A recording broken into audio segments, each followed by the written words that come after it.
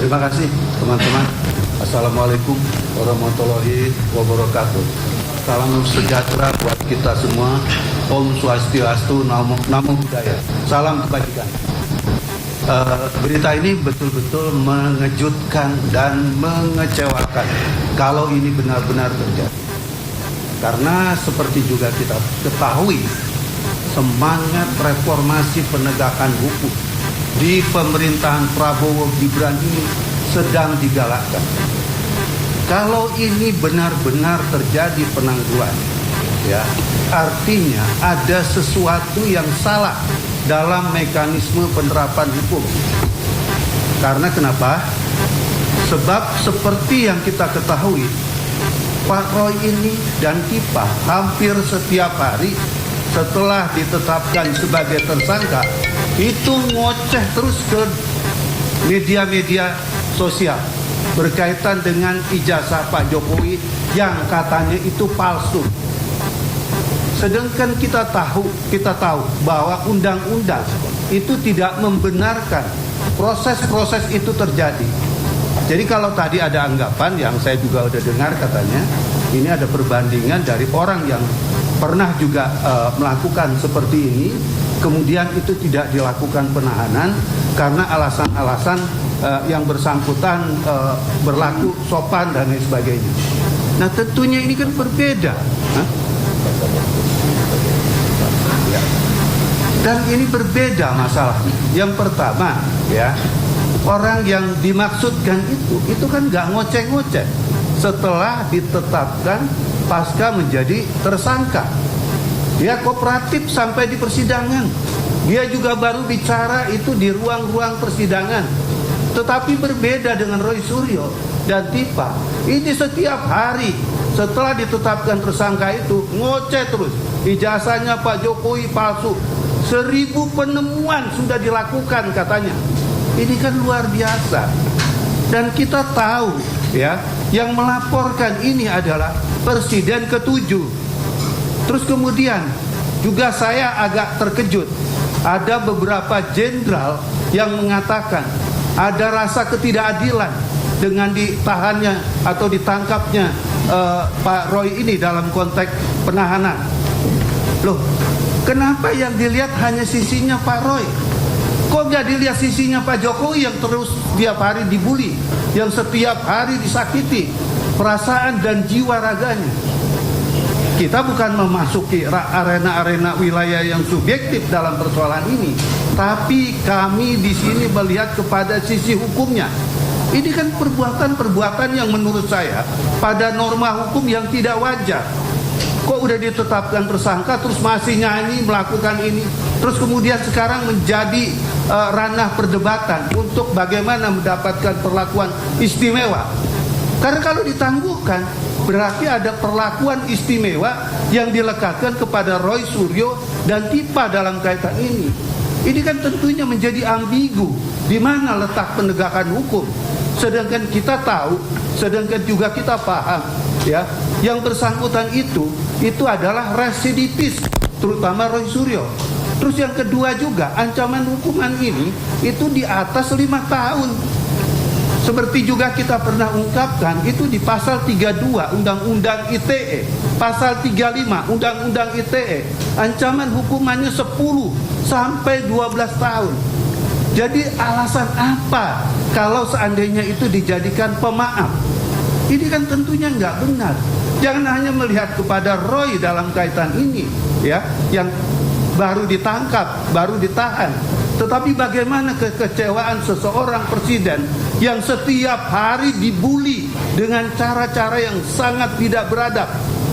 Apakah kita mau seperti itu? Apakah kita melihat cermin hukum di negara hukum seperti ini? Kan tentunya juga tidak. Alasan-alasan penahanan yang dilakukan oleh Polda itu sesuai dengan mekanisme hukum supaya bagaimana jalannya persidangan itu nanti berjalan dengan kondusif. Karena saya yakin setelah nanti dibebaskan atau dilakukan penangguhan, penahanan, apakah itu tahanan kota, tahanan rumah, atau tahanan-tahanan yang lain, Saya yakin 3 hari kemudian juga akan terampil lagi media sosial, media TV dan lain sebagainya berkaitan bahwa Roy sudah menemukan lagi data Pak Jokowi jasanya palsu. Apakah begitu perlakuannya? Apakah begitu memperlakukan hukum? Jadi kan tentunya di sini ada sesuatu yang menurut saya ini pendukung Prabowo Gibran loh ya. Dari Pilpres saya adalah pendukung Prabowo Gibran. Jadi kalau ini terjadi, jujur saya kecewa dengan pemerintahan ini. Terima kasih. Baik, terima kasih buat Pak Suhadi sebagai tim hukum Merah Putih. Ya, sekali lagi saya sampaikan ya kepada saya mohon atensi Bapak Presiden Prabowo Subianto. Ya, terjadinya framing dikatakan bahwa kejaksaan menawarkan restoratif terhadap mereka. Di media tadi pun kita dengar bahwa kejaksaan menawarkan dan lain sebagainya. Ini adalah sesuatu kebohongan yang selalu disampaikan kepada ruang publik. Ya, Bapak Prabowo, Mas Gibran, hari ini hukum dipertanyakan. Utamanya Bang Dasko. Bang Dasko, hari ini hukum dipertanyakan. Ya, kami memohon kepada para petinggi, para elit untuk tidak mendengarkan pihak-pihak yang menagih utang politik, seolah-olah juga berjasa terhadap kemenangan Prabowo Gibran, kemudian menagih hal itu untuk seorang Roy Suryo dan Dr. Tifa. Kami meminta Bapak Jaksa Agung sendiri yang harus menjelaskan bila mana memang benar bahwa telah terjadi persetujuan atau ACC penangguhan terhadap Roy Suryo CS hari ini.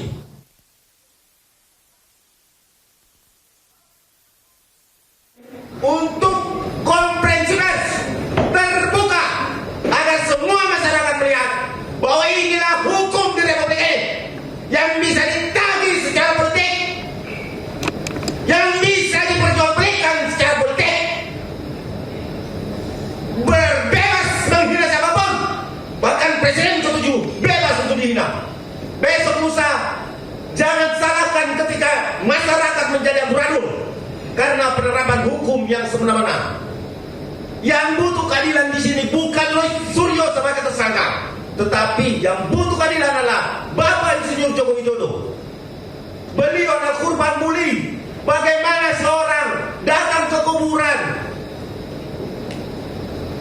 menghina, mengatakan bahwa ini bukan anak dari ibu itu. Coba bayangkan Pak Prabowo, Bang Dasko, bayangkan kalau ini terjadi terhadap keluarga kita semua. Bayangkan Pak Jaksa Agung, bayangkan Pak Jaksa Agung. Kalau Pak Jaksa Agung juga disampaikan seperti itu, didatangin kuburan orang tua Pak Jaksa Agung, mau dilakukan tes DNA, apakah ini membuktikan ini ruang demokrasi? Apakah ini bentuk demokrasi di Republik ini? Pernyataan pendapatkah itu? Atau tudingan fitnah keji? Saya minta kepada Jaksa Agung, lihat itu jejak digital, datang ke kuburan mengatakan harus tes DNA untuk membangunkan mayit yang ada di dalam kuburan. Betapa perihnya kami anak bangsa melihat itu. Ini contoh buruk. Ini adalah demokrasi. Mohon Jaksa Agung, Presiden Prabowo, Bang Dasko menjawab ini. Ini keadilan, ini demokrasi. Dijawab. Saya minta ini segera dijawab. Apakah ini bentuk keadilan? Penanganan bukan akhir dan segalanya, tetapi efek jerah, konsekuensi bagi pelanggaran hukum. Tetapi hinaan cacian itu akan membekas menjadi catatan yang paling buruk hukum yang pernah ada di Republik ini. Teman-teman, hari ini kami betul-betul tidak mampu menahan apa yang ada di dalam hati kita semua, pikiran kita yang tidak mampu diterima oleh akal sehat kita, bahwa seorang anak bangsa putra terbaik hari ini dinodai dan dianggap semena-mena, diskriminasi, tetapi dia menyerahkan semuanya untuk keadilan, menyerah kepada hukum, tetapi hukum hari ini diamputasi. Hari ini Pak Jaswan sudah datang, saya minta tanggapan juga bagi Saudara Jaswan yang juga tidak henti-hentinya untuk membela kaum lemah seperti Bapak Insinyur Joko Widodo. Saya anggap kaum lemah karena hari ini Pak Joko Widodo telah dikeroyok beramai-ramai. Sebentar, saya mau tambahkan sedikit. Tadi memang viral ya berita tentang menyangkut masalah katanya ada ajakan dari kejaksaan untuk bagaimana dilakukan RJ, disuruh minta maaf dan lain sebagainya. Itu memang diatur dalam KUHP yang baru. Jadi dalam rangka penyerahan ya, untuk tahap kedua mempunyai kewajiban kejaksaan itu menanyakan mau nggak restoratif justice. Itu juga kan tentu belum bisa juga dikatakan iya. Karena kenapa? Kan restoratif justice itu harus dua arah. Pak Jokowi mau nggak dalam kaitan ini? Jadi itu bukan ajakan Pak Jokowi, itu perintah undang-undang. Begitupun nanti ya di persidangan, RJ itu tetap akan ditanyakan. Bahkan nanti ditanyakan lagi di persidangan, ya, saudara mengakui kesalahan tidak? Mengaku salah tidak? Ini KUHP yang mengatur. Jadi bukan permintaan Pak Jokowi atau ada permintaan-permintaan dari kuasa hukum, bukan. Tapi itu adalah perintah undang-undang yang harus disampaikan. Ya, jadi sekali lagi berkaitan dengan masalah permintaan untuk bagaimana melakukan RJ dan lain sebagainya, sekali lagi itu adalah perintah undang-undang. Terima kasih.